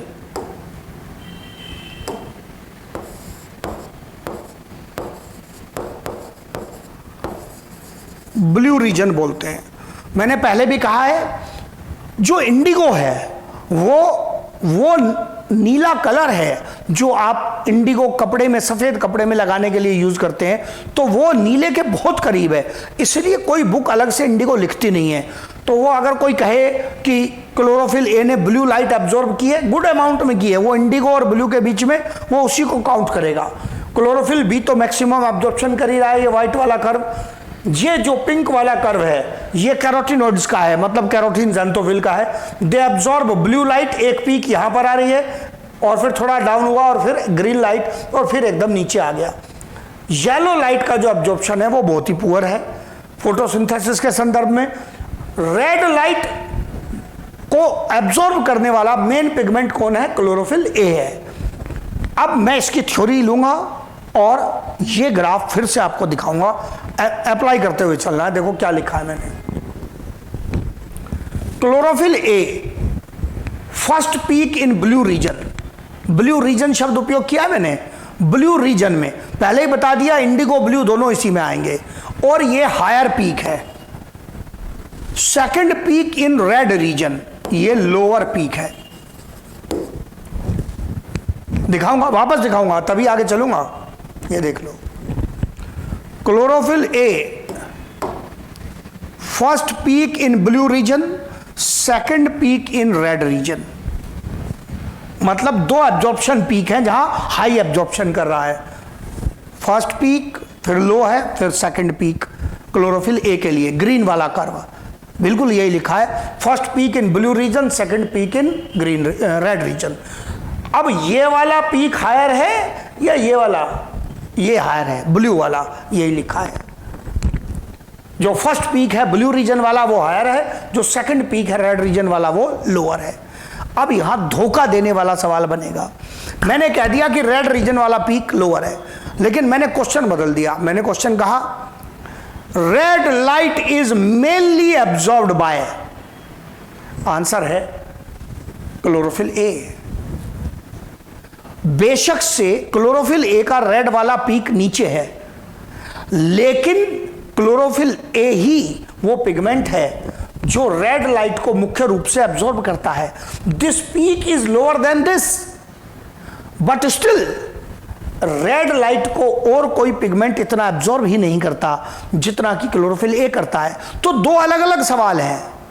क्या क्लोरोफिल ए की ब्लू रीजन वाली पीक हायर है? यस, ये बात सच है। लेकिन अगर कोई ये पूछे कि रेड लाइट का मुख्य रूप से किसने एब्जॉर्प्शन किया, तो फिर इतने में से ही तो आंसर आएगा, क्योंकि क्वेश्चन तो रेड लाइट का ही है ना। किसने एब्जॉर्प्शन किया? क्लोरोफिल ए ने। तो क्लोरोफिल ए का अपना एब्जॉर्प्शन हायर किसमें? ब्लू रीजन में। लेकिन रेड लाइट का मेनली एब्जॉर्प्शन किसने किया है? क्लोरोफिल ए ने। दोनों को कंबाइन करके बोलता हूं, क्लोरोफिल ए ब्लू लाइट और रेड लाइट दोनों को एब्जॉर्ब करती है। रेड में क्लोरोफिल ए के अतिरिक्त और किसी का कोई मुख्य एब्जॉर्प्शन नहीं है, लेकिन क्लोरोफिल ए की अपनी ब्लू रीजन वाली पीक उसकी अपनी रेड रीजन वाली पीक से हायर है। जो बताया वही अप्लाई करना है। अब क्लोरोफिल बी पर आ गए। ये तो आसान है एकदम, इसमें कोई बड़ा सवाल ही नहीं है। यही एक मुख्य पीक है जो ब्लू रीजन में बन रही है, यही लिखा है मैंने। Maximum absorption of blue light, इसकी अपनी भी सबसे हाई पीक है ये, और ब्लू लाइट में सबसे अधिक अमाउंट ऑफ एब्जॉर्प्शन कौन कर रहा है? क्लोरोफिल बी कर रहा है। Carotenoids mainly absorb blue light and green light. यही रिजल्ट है स्पेक्ट्रम के, एब्जॉर्प्शन स्पेक्ट्रम के। ये देख लो, blue light, green light, carotenoids. अब अपने दिमाग में क्या इमेज बैठा लेना, खुद देख लेना।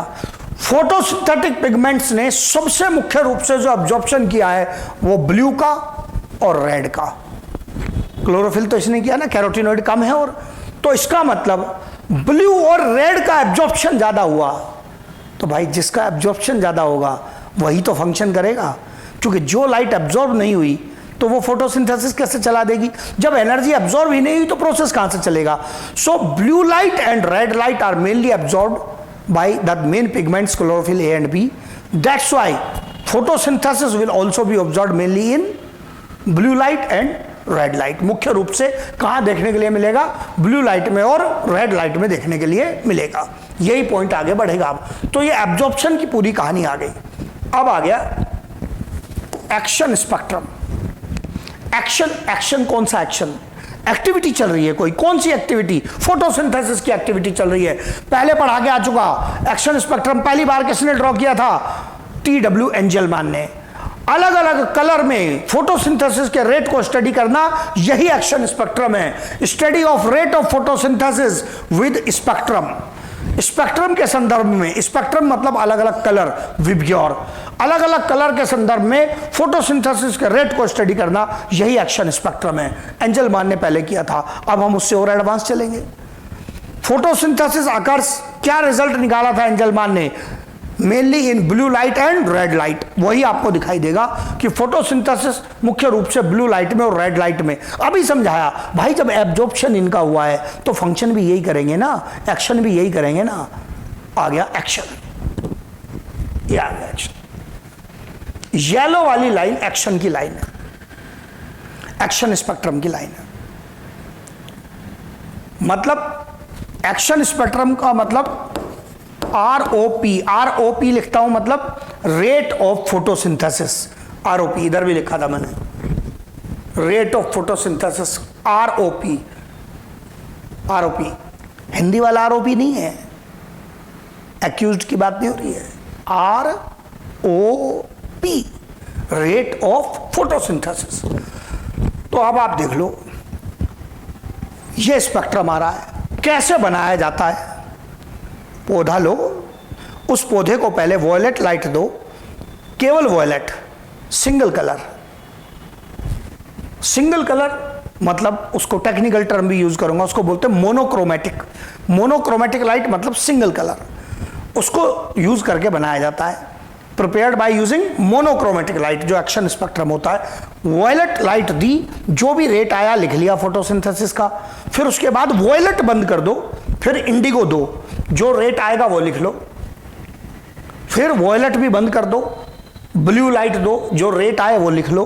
आप डाटा बनाते जा रहे हैं, फिर ब्लू बंद कर दो, ग्रीन लाइट दो, जो रेट आए वो लिख लो, ग्रीन बंद करो, येलो दो, ऑरेंज दो, रेड दो, ऐसे जो रेट आए आपके पास उन सब का ग्राफ बना दो। उन सब डेटा से आप ग्राफ बना दो, आपको पता चल जाएगा कि ये रिजल्ट यहां पर आता है, आपको रिजल्ट मिल जाएगा, ये रिजल्ट मिल गया। तो इसका मतलब एक पॉइंट तो क्लियर हो गया, that action spectrum is prepared by using monochromatic light, prepared by using monochromatic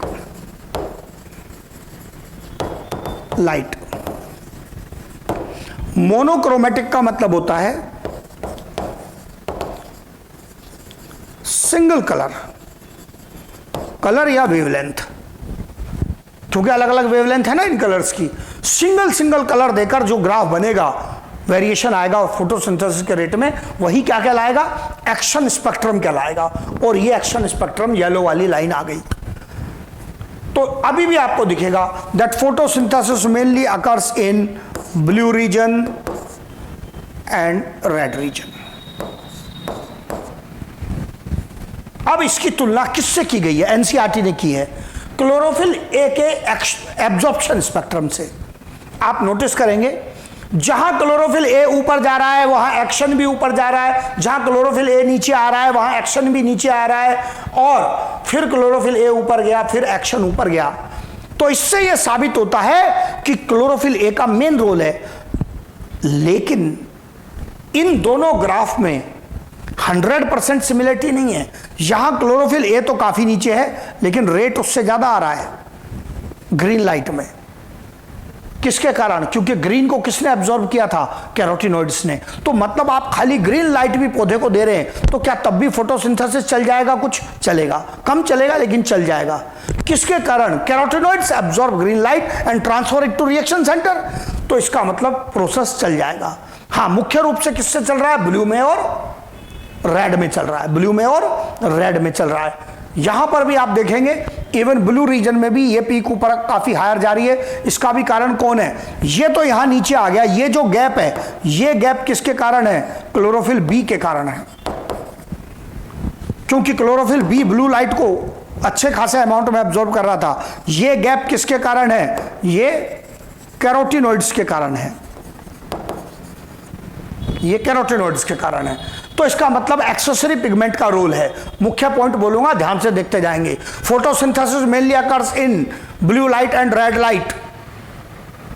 फिर उसके बाद एक्शन से अगला पॉइंट कंपैरिजन का आता है।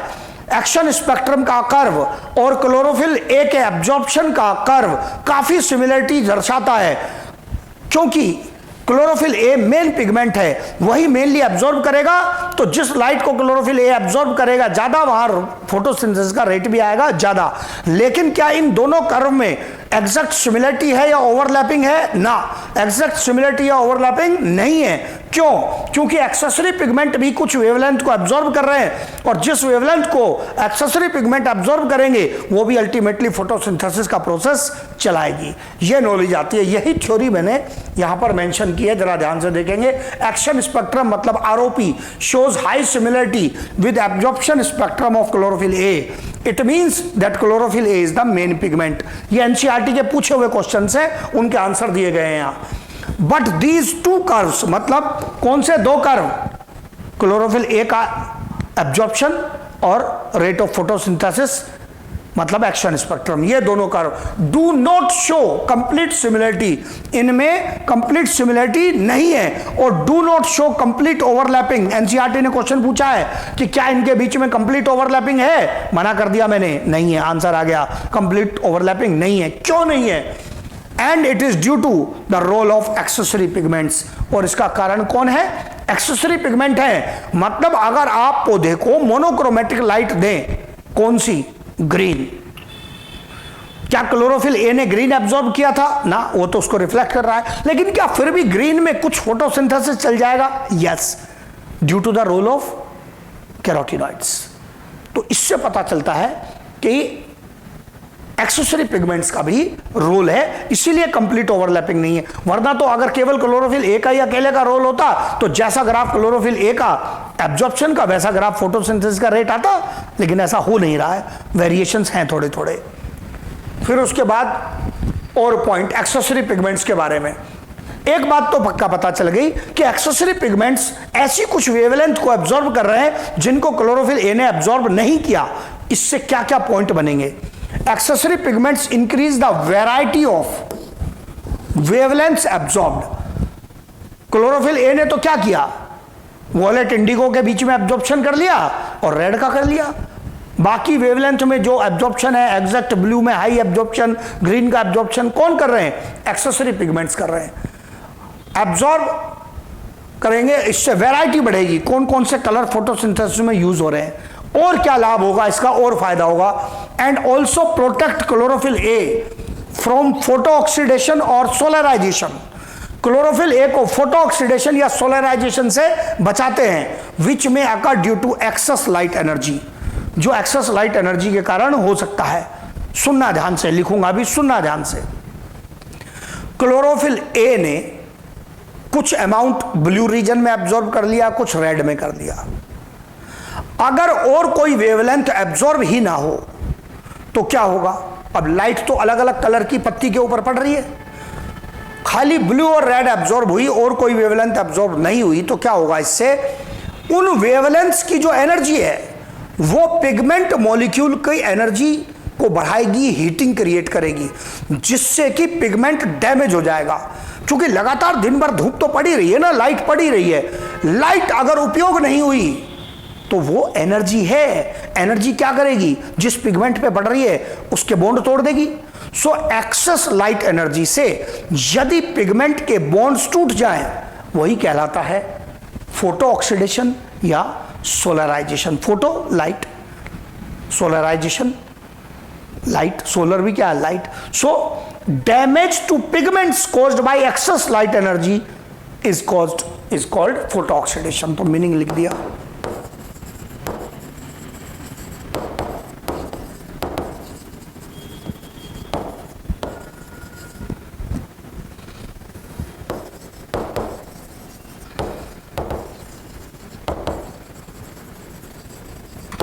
यही फोटो ऑक्सीडेशन या सोलराइजेशन है। ज्यादा एनर्जी होगी, पिगमेंट को डैमेज कर देगी। इससे बचने का रास्ता, एनर्जी बांट लो। सारी जिम्मेदारी क्लोरोफिल ए पर मत छोड़ो।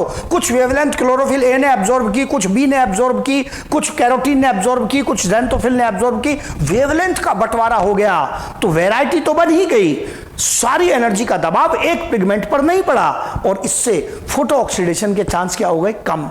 सो pigments are protected. Chlorophyll A के प्रोटेक्ट होने की बात क्यों हो रही है? क्योंकि यही तो मुख्य पिगमेंट है, ये तो रहता ही रहता। तो बाकी जो सहायता करने आए उन्होंने ना केवल सहायता की बल्कि इसकी सुरक्षा भी की, इसको फोटो ऑक्सीडेशन से बचाया है। ये एक्सेसरी पिगमेंट का रोल, इंपॉर्टेंट रोल। ये भी सवाल एनसीईआरटी का ही पूछा हुआ है, उसी का आंसर दिया है। फिर इसके बाद यहां पर एक नोट आया, ये पॉइंट एक्स्ट्रा है, इसकी एनसीईआरटी चर्चा नहीं करता है पर आपको इनडायरेक्ट उपयोग मिलेंगे इसके। Red light is more effective for photosynthesis than blue light. Red light more effective है ब्लू लाइट की तुलना में। पहले तो आप जरा ग्राफ देख लो, इससे आपको दिखेगा। अगर आप साइंस ठीक लगाते आए हो अब तक तो आपको दिखेगा। ब्लू रीजन में एब्जॉर्प्शन और एक्शन के बीच का डिफरेंस कम है, जबकि रेड रीजन में एब्जॉर्प्शन और एक्शन के बीच का डिफरेंस काफी ज्यादा है। मतलब रेड लाइट का एब्जॉर्प्शन कम हुआ था, फिर भी रेट लगभग ब्लू के आसपास पहुंच गया, थोड़ा सा ही कम है, बहुत माइनर सा डिफरेंस है। एनसीईआरटी का कर लिया मैंने। तो इसका मतलब ये लगभग ब्लू के पास पहुंच गया, जबकि एब्जॉर्प्शन में तो ब्लू से काफी कम था। देख लो, absorption of red light is much less than blue light, but action मतलब रेट ऑफ फोटोसिंथेसिस में ज्यादा डिफरेंस नहीं है। ऐसा कैसे हुआ? ऐसा इसलिए हुआ, ये बड़ा टेक्निकल पॉइंट है। रेड लाइट जितनी भी एब्जॉर्ब होती है वो बहुत इफेक्टिवली उपयोग होती है, वहां एनर्जी लॉस या हीट लॉस बहुत कम है। ब्लू लाइट जो एब्जॉर्ब होती है उसमें से काफी अमाउंट लॉस हो जाता है और उसका फोटोसिंथेसिस में उपयोग कम हो पाता है। क्यों? फिजिक्स लगेगी। ये आ गया पॉइंट। जो रेड लाइट है उसकी वेवलेंथ ज्यादा है, वेवलेंथ जितनी ज्यादा एनर्जी उतनी कम। अगर एनर्जी कम होगी तो लॉस के चांस कम होंगे, तो low chances of heat loss. Blue light की वेवलेंथ कम है, जिसकी वेवलेंथ कम फिजिक्स कहती है उसकी एनर्जी ज्यादा, और जिसकी एनर्जी ज्यादा उसमें हीट लॉस के चांस भी ज्यादा है। अब ये एनर्जी कम होने पर लॉस कम क्यों हो रहा है? मैं इसको कई बार कैसे कहता हूं, जैसे सपोज अगर आप पानी की बोतल से पानी भरा है बोतल में और आप पानी पी रहे हैं, तो आप क्या करते हैं? धीरे धीरे पानी की बोतल को तिरछा करते हैं, पानी को धीरे धीरे उड़ेलते हैं। तो क्या आप पानी पीते हैं और वो बिखरता नहीं है। मतलब पानी धीरे आएगा तो आप पी लेंगे, उपयोग करेंगे और बिखरेगा नहीं, लॉस नहीं होगा। अगर आप इकट्ठा पानी की बोतल को ढक्कन खोल के उल्टा कर दें तो भाई साहब आप पानी पिएंगे कम और नहाएंगे ज्यादा, बिखर जाएगा सब। अचानक ज्यादा अमाउंट में एनर्जी आ जाएगी ना, पिगमेंट उपयोग ही नहीं कर पाएंगे, उतना लॉस ज्यादा होगा। सो जब अचानक भारी मात्रा में एनर्जी आती है तो chances of energy loss are increased. Energy जिस वेवलेंथ में धीरे आती है वहां पर chances of heat loss are less, इसलिए इफेक्टिवनेस रेड लाइट की ज्यादा है। दो अलग अलग पॉइंट है। एनसीईआरटी ने इफेक्टिवनेस को टच नहीं किया है। एनसीईआरटी तो एक ग्राफ दिखाता है जिसमें ब्लू लाइट में स्लाइटली हायर रेट आ रहा है, रेड लाइट में स्लाइटली लोअर रेट आ रहा है। इफेक्टिवनेस कोई पूछेगा तो सवाल अलग है। अगर कोई सिंपल पूछता है एनसीईआरटी के कर्व से फोटोसिंथेसिस का रेट किस लाइट में ज्यादा, ब्लू लाइट, रेड में उससे थोड़ा कम। अगर पूछता है इफेक्टिवनेस किसकी ज्यादा, रेड लाइट। पूरा लॉजिक दे दिया, क्योंकि इसमें हीट लॉस के जो चांसेस हैं वो कम है। ये पूरा लॉजिक आ गया, हीट लॉस के चांसेस हैं कम है। मतलब रेड अमाउंट में कम एब्जॉर्ब होने पर भी बेहतर रिजल्ट देती है, ये मतलब है इफेक्टिवनेस का। फिर उसके बाद आता है इसी से related discussion, red drop. Again conceptual point है। रेड ड्रॉप या कहलाता है एमर्सन इफेक्ट। रेड ड्रॉप का मतलब यहां कोई लाल बूंद नहीं है कि कोई लाल कलर की बूंद है। ड्रॉप का मतलब है यहां पर गिरावट, अचानक गिरावट। यदि हम पौधे को रेड लाइट दे रहे हैं और उसकी वेवलेंथ 680 नैनोमीटर है तो अच्छा खासा रेट आएगा फोटोसिंथेसिस का। लेकिन अगर हम रेड लाइट की वेवलेंथ 680 नैनोमीटर से आगे बढ़ा दें मोनोक्रोमेटिक रेड लाइट की, तो अचानक फोटोसिंथेसिस का रेट कम हो जाता है। यह कहलाता है रेड ड्रॉप। हाँ जी, 2 बार 3 बार में आएगा समझ में। पहले उतना बैठाना है दिमाग में। पौधे को रेड लाइट दी, 680 नैनोमीटर हाई रेट आ रहा है फोटोसिंथेसिस का।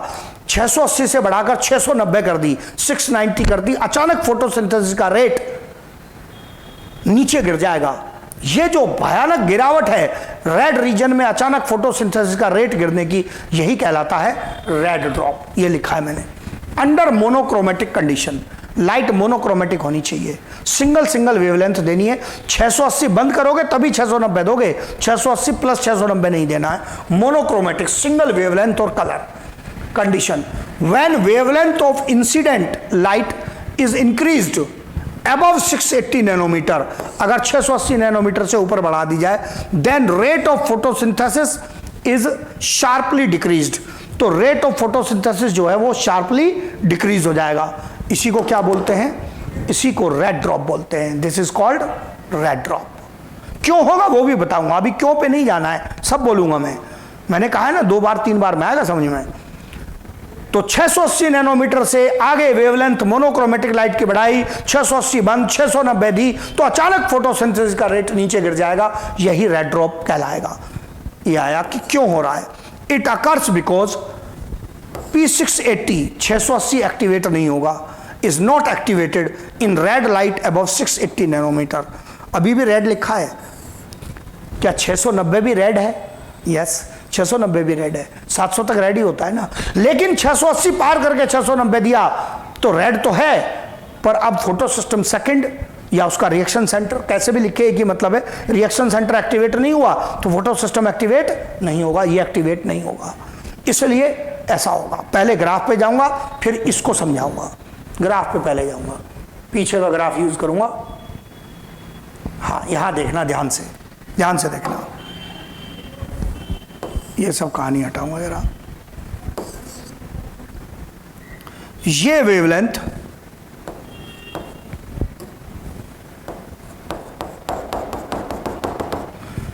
इस समय यहां पीक पर 680 नैनोमीटर है। अगर आप 680 को बंद कर दें और 690 नैनोमीटर दें, then still you are in red. लेकिन आप यहां से देखो जरा, अचानक कितनी तेजी से फोटोसिंथेसिस का रेट नीचे आ रहा है। यही रेड ड्रॉप है, यही रेड ड्रॉप है। 680 को बंद करके अगर उससे हायर वेवलेंथ की लाइट दी तो अचानक फोटोसिंथेसिस का रेट तेजी से गिर जाएगा। यह रेड ड्रॉप कहलाता है। ये तो आ गया ग्राफ पर, फिर वहीं पहुंचूंगा।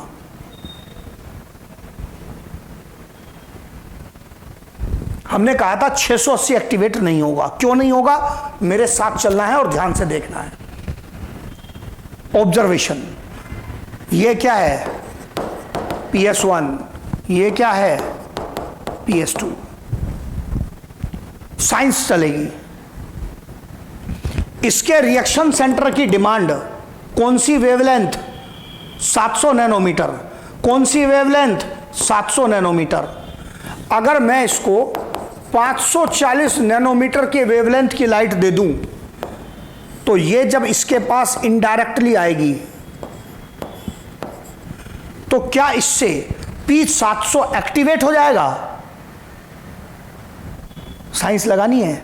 यस, एक्टिवेट हो जाएगा। क्यों? वेवलेंथ जितनी कम, एनर्जी उतनी ज्यादा। आई रिपीट, वेवलेंथ जितनी कम, एनर्जी उतनी ज्यादा। तो इसकी डिमांड थी 700 नैनोमीटर। आपने उससे ज्यादा ही एनर्जी दी है ना। कम वेवलेंथ देने का मतलब है एनर्जी ज्यादा दी है। तो जब ये इनडायरेक्टली ट्रांसफर होगा तो ये 700 तक खुद ही पहुंच जाएगा। नीचे मैंने पॉइंट लिखा है, some energy is lost during energy transfer. ये ट्रांसफर हो रहा है, एंड वेवलेंथ इज इंक्रीज्ड। तो क्या लोअर वेवलेंथ देने पर इसकी 700 नैनोमीटर वाली डिमांड पूरी हो जाएगी? यस। अगर आप इसको 680 नैनोमीटर देते हैं,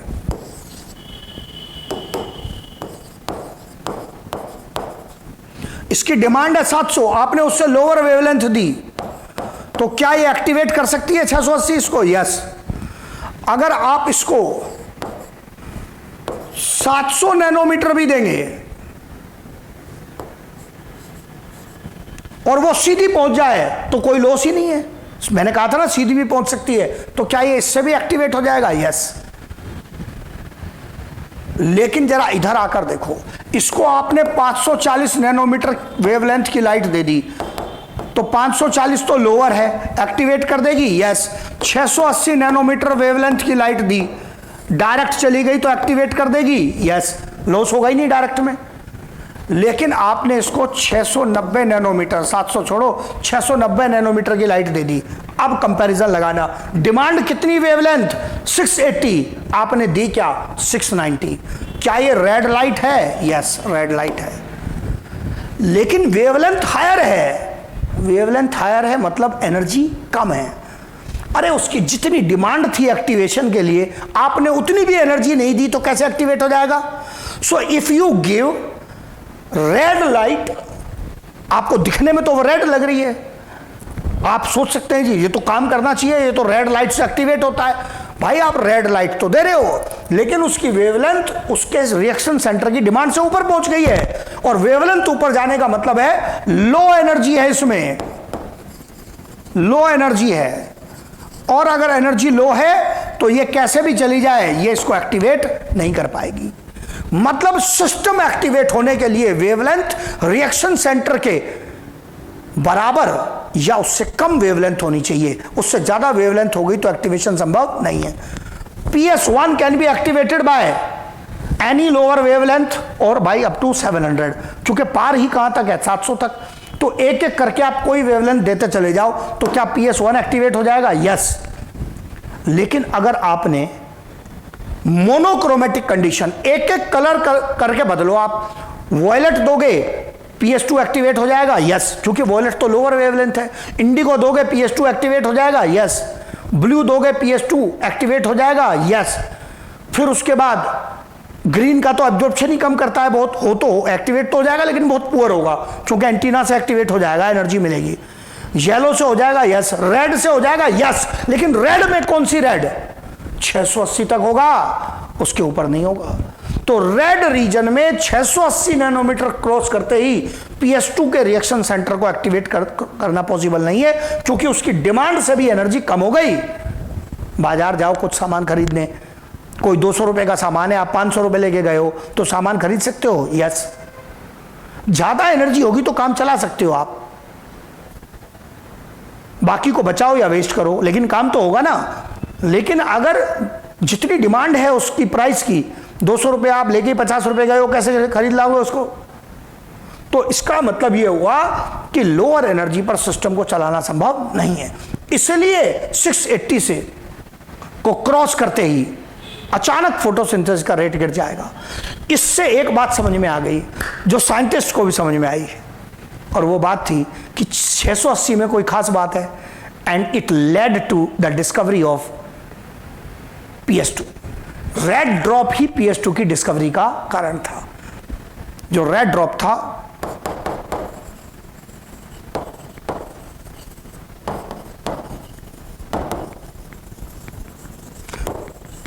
क्योंकि इसी से साइंटिस्ट समझे कि 680 को क्रॉस करते ही अगर इतना बड़ा लफड़ा हो रहा है, अचानक फोटोसिंथेसिस का रेट नीचे आ रहा है, तो इसका मतलब 680 पर कोई ऐसा सिस्टम है जो एक्टिवेट होता है। उसी से बाद में पता चला कि ये रिएक्शन सेंटर है, और किसका रिएक्शन सेंटर है? एक दूसरे फोटो सिस्टम का रिएक्शन सेंटर है जो कहलाया PS2। तो अब मैं वापस बोलूंगा रेड ड्रॉप के बारे में एक एक पॉइंट। आप किसी पौधे को अलग अलग कलर की लाइट दो, आपने लोअर वेवलेंथ वाले कलर जैसे violet, indigo, blue, green, yellow दिए, तो इससे फोटोसिंथेसिस के रेट में वेरिएशन आएगा, यस वेरिएशन आएगा, कम ज़्यादा होगा, पर अचानक उतना नहीं गिरेगा। लेकिन यदि आप रेड लाइट देते हो और 680 को क्रॉस करके 690 वाली रेड लाइट देते हो तो फोटोसिंथेसिस का रेट अचानक तेजी से गिर जाएगा, यही रेड ड्रॉप कहलाएगा। ऐसा इसलिए हुआ क्योंकि 680 को पार करने के बाद PS2 एक्टिवेट नहीं होता, या P680 जो रिएक्शन सेंटर है PS2 का वो एक्टिवेट नहीं होता, क्योंकि एनर्जी सप्लाई उसकी डिमांड से भी कम हो जाती है। यह कारण बना PS2 की डिस्कवरी का। ये पॉइंट्स आ गए। अब यहां पर एक और एक्स्ट्रा पॉइंट आता है, वो है Emerson enhancement effect. Single line का पॉइंट है एकदम। एमर्सन इफेक्ट अलग था और एमर्सन एनहांसमेंट इफेक्ट अलग है। एनहांसमेंट होना किसी चीज का बढ़ जाना, इंक्रीज हो जाना, या ये सिंक्रोनाइजिंग इफेक्ट भी कहलाता है, या इसको सिनर्जिस्टिक इफेक्ट भी बोलते हैं, जिसका मीनिंग होता है टुगेदर। सिंक्रोनाइज्ड या सिनर्जिस्टिक मतलब टुगेदर। कौन टुगेदर आ गए? वेवलेंथ आ गई। Maximum rate of photosynthesis in white light. White light का मतलब है विबग्योर। सबसे ज्यादा फोटोसिंथेसिस कब देखने के लिए मिलेगा?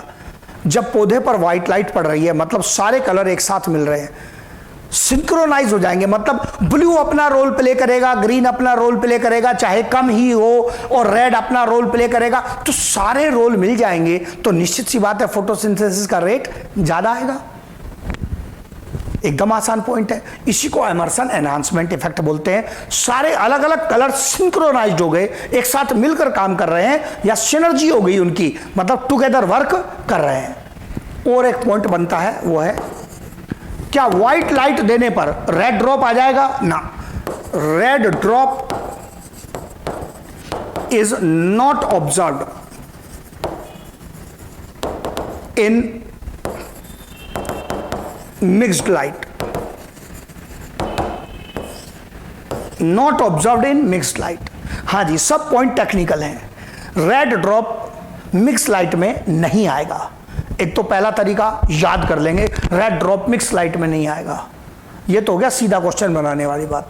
जो कॉन्सेप्ट दूसरी जगह काम आएगा वो मैं समझाऊंगा। यहां रेड ड्रॉप आ रहा था, अगर आप मिक्स लाइट दें, एकदम आसान है, 690 के साथ आप 540 मिक्स कर दें,